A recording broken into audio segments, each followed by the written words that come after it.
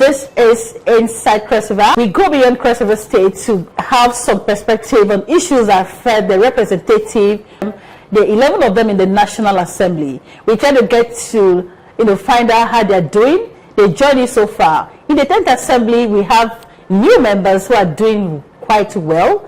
We have a lot of interaction. We see them on social media and all of that. I'm here at the National Assembly today to find out what is going on, how well are they integrating here at the National Assembly, the House of Representatives specifically. So today we have the privilege of interacting with Honorable Bassey Akiba, representing the very politically conscious people of Calabar Municipality and the Dupani Federal Constituency. You're welcome to the program. Thank you. Thank you so very much. All right, so for you, there's a lot to talk about. But first of all, let me find out how you are doing.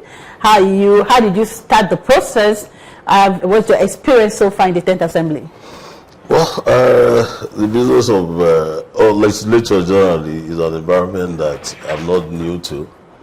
I'm not new to the legislature or legislative environment. I'm not new to that because at the state level, I had that experience. So contesting to come to the national level, I understand, what is expected of me. I understood what is expected of the people, and that's why when I was campaigning, I rolled out an agenda. I rolled out an agenda, a 5-point agenda that has to do first with my core mandate as representative, and then the other two, that has to do, as a support mandate. You understand? And that was what I had 5 agenda, because the work of a representative is first that of representation. Representation means that you must be front and back with the people. You need to continue to engage people, to understand them, to actually represent them. Okay. Then the other one is that of lawmaking. Even in the lawmaking, you still need to, engage the people for you to be able to make laws. And that of oversighting on the laws that we make, you understand? So that's our core mandate.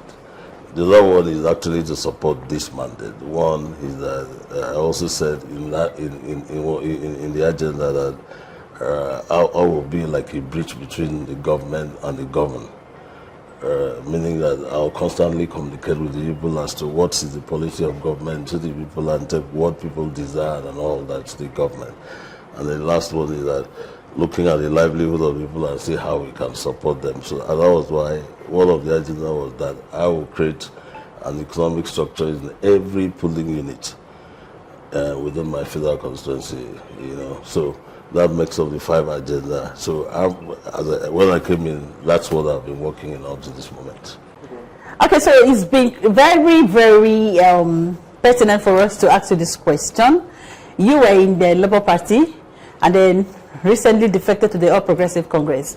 So what informed that decision? What motivated you to do the switch? Well, I've said that severally. 2 things. First is the issue of division within my party. Okay. Labour Party, as you are aware, are in division. And the law allowed you, when you are in division, when your party is in division, that it can defect. Okay. I think the contemplation of the law there is, because when a party is in division, you do not know, who to work with. Once the party is in division at the national, you don't know who to work with. The short experience that we had when we were in Labour and that division was on was that a certain faction of the party will call the meeting. And when you are 10, the other faction sees you as somebody that is not loyal to the party. And when you all do, another faction also call you and you are 10, these other factions also see you as somebody that is not. I think the contemplation of the law understand that at that point, it's difficult for you to operate. And I've also said severally, for you to even deliver on the mandate that the people gave you, you need 3 sets of people to help you to do that. You need the people itself, you need the support of the people for you to deliver. The people that send you to this, you still need their support for you to deliver. You need the party the platform that you use to come here to be built. So when the party is fractionalized, it becomes difficult for you to use the party to also deliver. It needs even the government. The government, I mean, the government that we are, for you to also be able to deliver. So when one is dysfunctional, just like in the case of our party here, it becomes a lot difficult. So for me, I needed a platform that I will have the support for me to be able to deliver. So that's one reason, because of that division. And then the second reason is that of government back home. My local government today is, superintended by a chairman of council that is from a party that is not my own. The state today is superintended by a governor from a party that is not my own. And for me to be able to deliver on the mandate, I need some level of collaboration, some level of synergy, you understand, with the government at different levels. At the lower government, I need the lower government for me to deliver. I need the state for me to deliver. And for me, the best bet is that I need to be, part of them. Okay. You understand? And then the third reason is that before even my defection, a number of my supporters in Labour Party, in PDP, don't forget, I had support across board. Sure. I had support, even though the bulk of the support that I had was from the Christian community. But all the parties were in my support. So a lot of these people that were in PDP had already moved to APC. A lot of people in Labour Party had already moved to Labour Party. So for me, because you need them, you work with people. So what is the thinking of the people at that moment is that the party to work with is APC. And that's why I had to go, because if you go to our state as you speak, like I also said in my letter in the floor of the House during my defection, I said the governor is doing a lot in my federal constituency. The governor is doing a lot in my federal constituency. So I think if I go and join him in his party, and then working together with the governor, we'll be able to do a lot, because our people are not very keen about a platform. They are keen about delivery. You know, so wherever you can be and you are able to deliver, that's what our people want. They didn't vote me because of Labour. I tell everybody they didn't vote me because of Labour Party. They voted me because the people want a change. You understand? And that's why they voted me. So meaning that even if I was in a different party, I would have also still been, voted. So those are the reasons. The division in that party, our people moving ahead of me to APC, and again the government at that level doing a lot, and I needed their collaboration for me to be able to deliver. So that actually informed my. That's interesting. So how did the APC welcome you? Are you well welcome? How has your experience been like since you moved to the ruling party? Don't forget, we started the APC. Don't forget, in 2019, the APC gave me a ticket to run for this same office. In 2019, they gave me a ticket to run. It's just that in 2023, for some reason or the other, I couldn't get a ticket, and that's how I moved to Labour Party. So going back to APC is like, going back to a family so that it was homecoming. It was like a homecoming. And that's what the state chairman of the party that was represented by the secretary said, it is a homecoming for Akiba. You understand? Because he was in this party, and the party knew him from that time. They gave me a ticket to run. And I ran, even though because of one reason or the other, I would have won in 2019, Don't forget that election in 2019, the present governor, he was running as the senator, I was running as the rep. Both of us failed. You understand? And in 2023, we wanted to go back. I mean, for one reason or the other, the party couldn't give me. And Labour was like, we've seen some potential in you. Come and run. And I ran. So it wasn't even about the party. It wasn't about the party. It was just about the people. Exactly. That's why the bulk of the APC also. Okay, but so for me, it's like, everybody's like, we're sitting with everybody in the APC. This your situation is a bit dicey. It really means that the people hold you in trust. Yes. It really means that the people have high hopes and expectations. Yes. Now, looking at your representation in a year plus, right? What would you say about what you've done so far for your people? And how have the people been able to lend their voices to your representation so far? Well, like I told you, when we started, we rolled out about 5 agenda and and that's what we're campaigning. There's one flyer that I used to give everybody, and I asked them to keep it as a reference document. Then, and I called it My Bond With You. A lot of them still have that flyer. Because I told them, please, Don't see this as a normal campaign flyer, that we see it as a reference document, because this is a flyer, this is a document that I want to be assessed, when I get into the National Assembly. Sure. And I roll out a 5-agenda program in that flyers.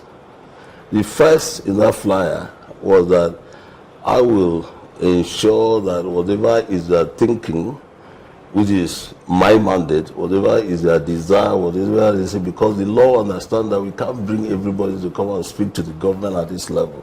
The law says recruit, elect, select one of you. And luckily I was selected.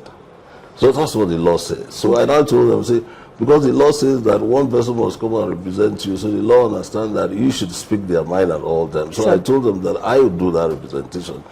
I'll bring your voice here.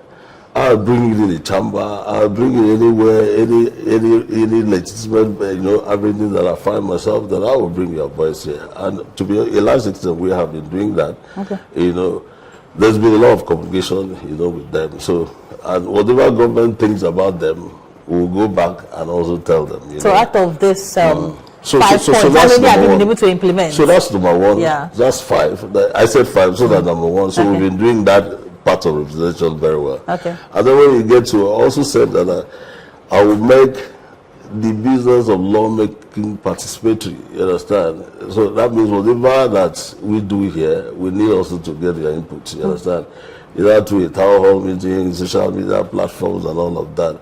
And we've been doing that consciously. Okay. The third one is that the oversight. You understand? The oversight, which is also still part of a mandate. I told you that I will make the business of oversight participatory.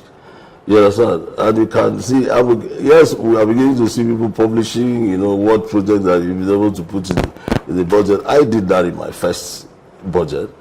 Whatever that, because I needed people to see exactly what we're thinking, what we're bringing down to them. So we've been bringing that so that you can also be part of it, because you can't oversight what you don't know. You must know what they are oversighting. So I said it will be participatory. So far we've been doing that. And the other one, like I said, the fourth agenda is an agenda that I say that I will definitely be like a bridge, that there will be a constant communication between me and you. And that I will do through a town hall meeting, I'll do through social media platform or any other, relevant, legitimate, avenue. And I've been doing that. I've been appearing on radio to talk to the people, answering their questions and all that severally.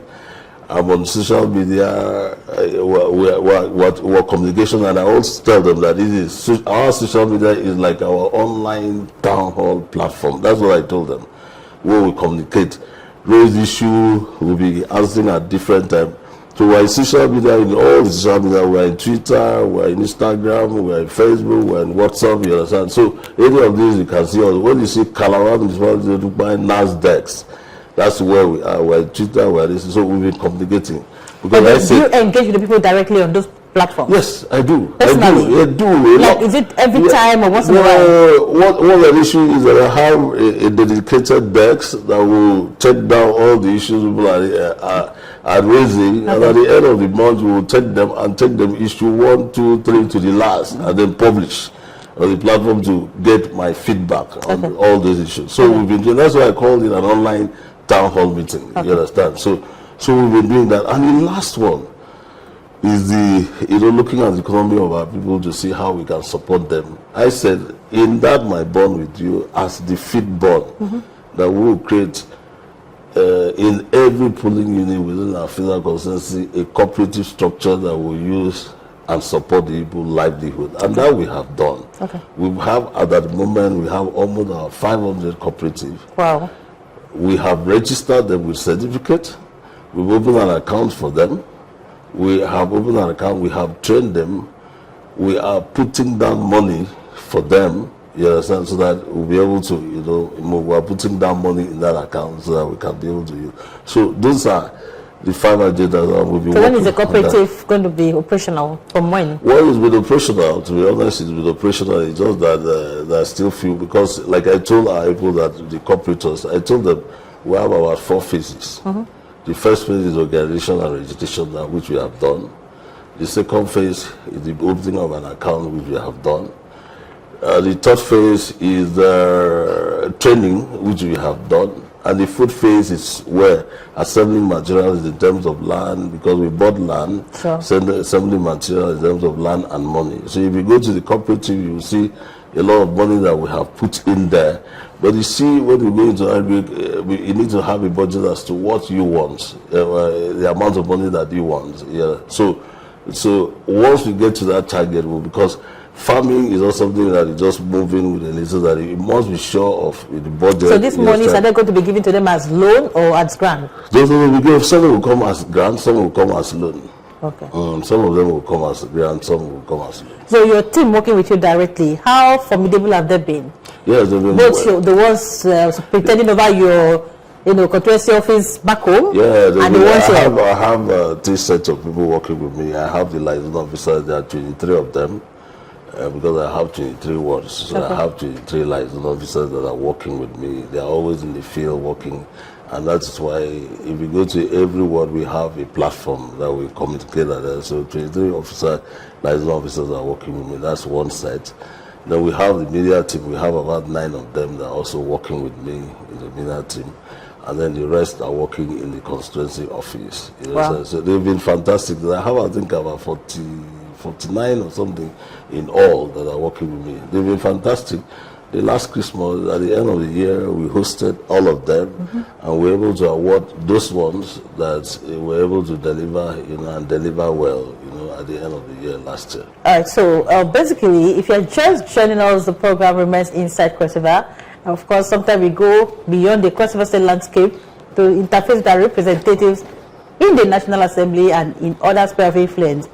Today we are live here in the House of Representatives having this all-important conversation with Honorable Bassey Akiba, representing the vibrant people of Calabar Municipality, Odokwani Federal Constituency.